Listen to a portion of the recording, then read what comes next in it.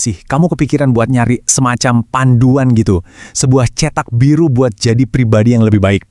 Gimana kalau panduan itu sebetulnya udah ada, tersembunyi dalam sebuah konsep yang indah banget? Nah, hari ini kita bakal bongkar bareng-bareng. Kita semua setuju lah ya, sifat kayak jujur atau berani itu penting. Tapi sebetulnya apa sih inti dari pribadi yang benar-benar agung? Mungkin jawabannya ada di sebuah kerangka yang jauh lebih dalam dan terstruktur dari yang kita bayangin. Dan jawabannya ada di sini, di dalam Asmaul Husna. Eits, jangan anggap ini cuma daftar nama biasa ya. Anggap ini sebagai cerminan sifat-sifat ilahi yang sempurna dan jadi sumber inspirasi yang bisa kita teladani. Nah, disinilah kuncinya. Ini bukan sekedar pelajaran teori yang berat. Anggap aja ini kayak panduan praktis buat pengembangan diri. Sebuah cara buat membawa sifat-sifat mulia itu ke dalam kehidupan kita sehari-hari.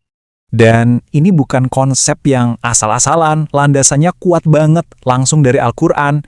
Ayat ini penting karena bukan cuma bilang nama-nama indah ini ada, tapi juga secara aktif ngajak kita buat menyerunya lewat nama-nama itu, supaya kita bisa benar-benar terhubung dan memahaminya.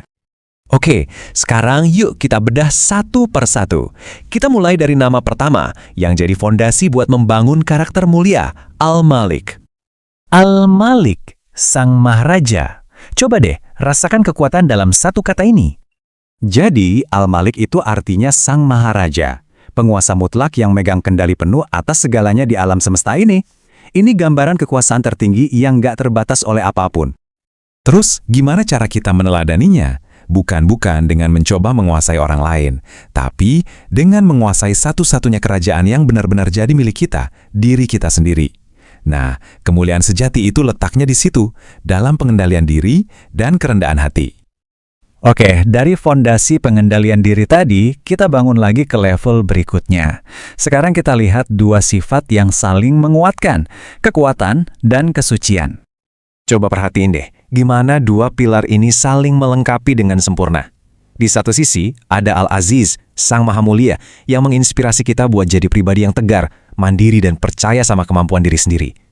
Di sisi lain, ada Al-Qudus, Sang Maha Suci, yang ingetin kita buat selalu jaga kebersihan, bukan cuma fisik tapi juga batin, kekuatan dan kesucian.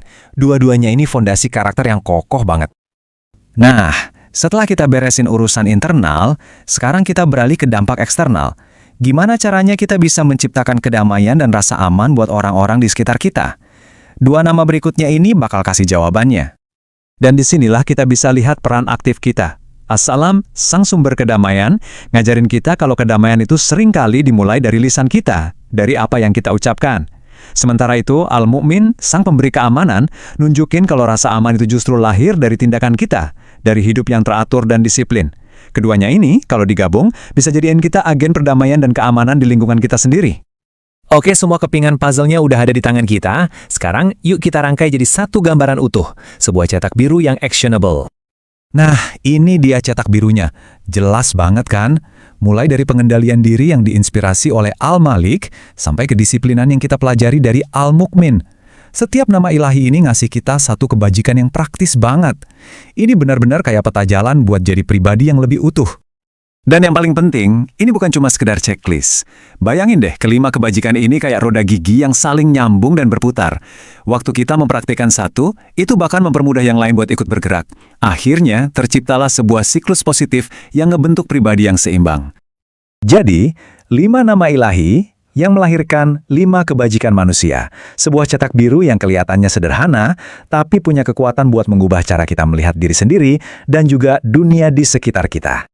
Jadi sekarang pertanyaannya kembali ke kamu. Dari kelima teladan ini, mana nih yang paling klik sama kamu saat ini?